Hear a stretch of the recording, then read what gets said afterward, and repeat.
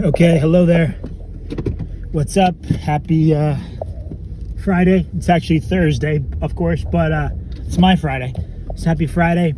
Today I want to talk to you about protecting your energy.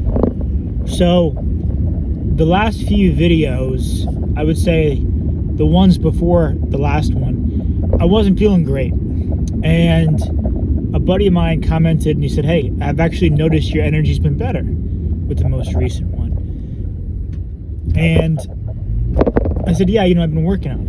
And one of the reasons that that's changed, or how that's changed, is what I'm going to talk about. So we all have a certain energy level, and I'm going to get a little woo-woo here. And that's, I think of that as how you show up in the world. So a litmus test is really checking in with yourself to see, how am I feeling? Am I tired? Am I constantly fatigued and exhausted? And then trying to remedy that through a few different things: sleep, hydration, caffeination, stress. And so you can literally ask yourself, like, okay, did I get enough sleep? Did I drink enough water today? Am I caffeinated? Am I over caffeinated or under caffeinated? Am I just chronically stressed? And one more thing is, did I eat enough today? So those 5 things, you can kind of go through like a checklist to check your energy levels physically. Like, how am I physically feeling good? Okay. Now, once you've done that, if you still feel like you're tired or drained, and it's a consistent thing, then you really got to take it a level deeper. And for me, as of late, I've just felt like this negativity, this negative energy within me, as well as I feel like I've been sucking it up from those around me. And it doesn't help that I've been in an environment for work that's kind of represents, but also kind of emulates a jail. There are no windows, and all the windows have bars on them. So there's some symbolism there, of course, a bit of a metaphor. However, I've noticed I've been kind of absorbing this negative energy in the environment. And so what I've done is, one, I've taken more time when I've gotten home to really do nothing, to just relax, hang out. Even if that means watching a stupid show on YouTube or on Netflix or what have you. And creating the space to let my body, my mind decompress and not be trying to solve something 24/7. I've also been saging.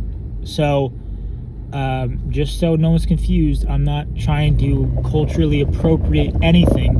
And that's why you don't see me on Instagram or on YouTube run around with sage in my hand. I do this in the privacy of my room, and I light sage, say a blessing, and really take that moment to connect with spirit. And this is where we get the woo-woo part.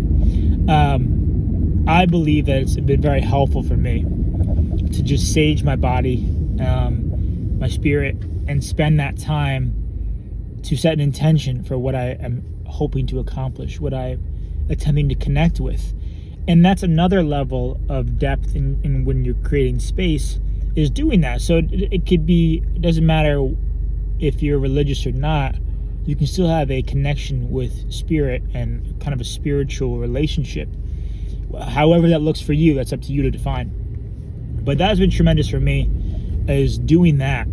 One other thing that I've done, and I just started doing this today, is literally imagining that there is an energetic shield around my body. And for me, it's a white color, okay?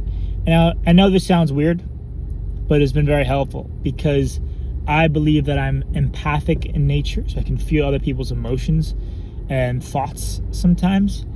And that's not always conducive.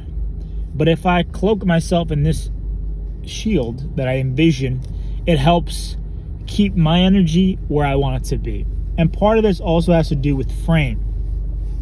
And the frame is kind of the viewpoint in which you view the world. And that's what I want to talk about in another video, like masculine frame, cultivating that. because there are some moments where I feel really on it. Like right now, I have conviction in my voice, and I feel like I'm talking with purpose. And other times, it feels a little weaker. And so it's easy to fall into other people's frames if yours is not strong enough, if you're not creating kind of an energetic shield and boundary around yourself.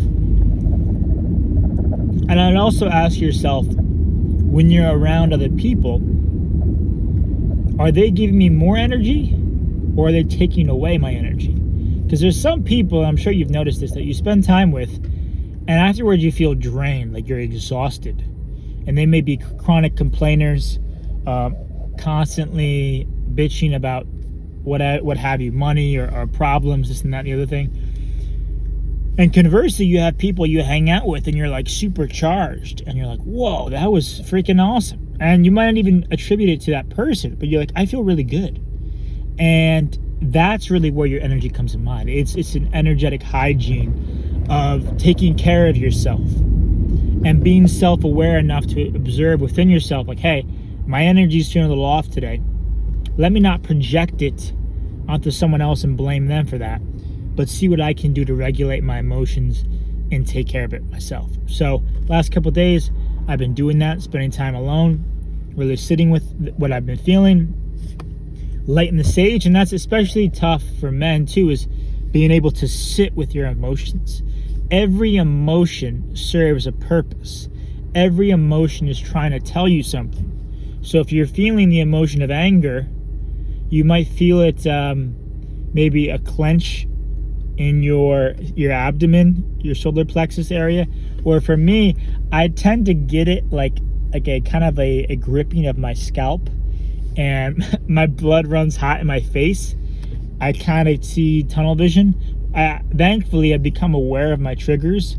For the most part, I've gotten a lot better at that, so I don't get like seeing red angry often, but I definitely can feel the emotion of anger.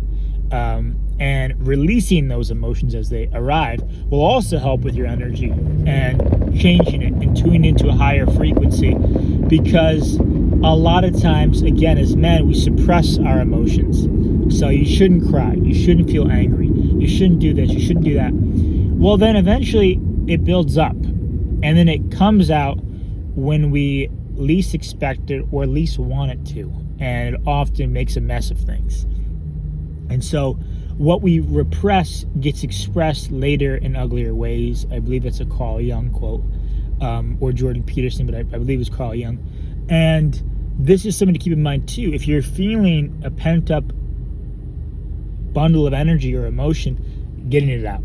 So this could look like literally screaming into a pillow, punching the shit out of a punching bag, jumping out. Shaking helps a lot for me.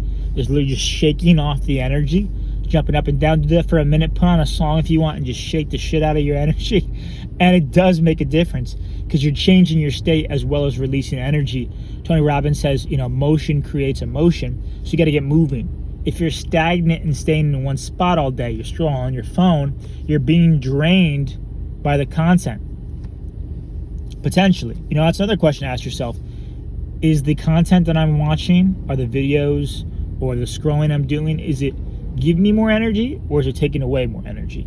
And starting to write down observations as they come up, so you can start to change these behavioral patterns, these cues, these triggers, and really create a new experience of life. Last 2 days, yesterday and today, been feeling really good. In fact, after I saged last night, I went to bed later than usual, expecting to be tired this morning, and I actually felt fantastic.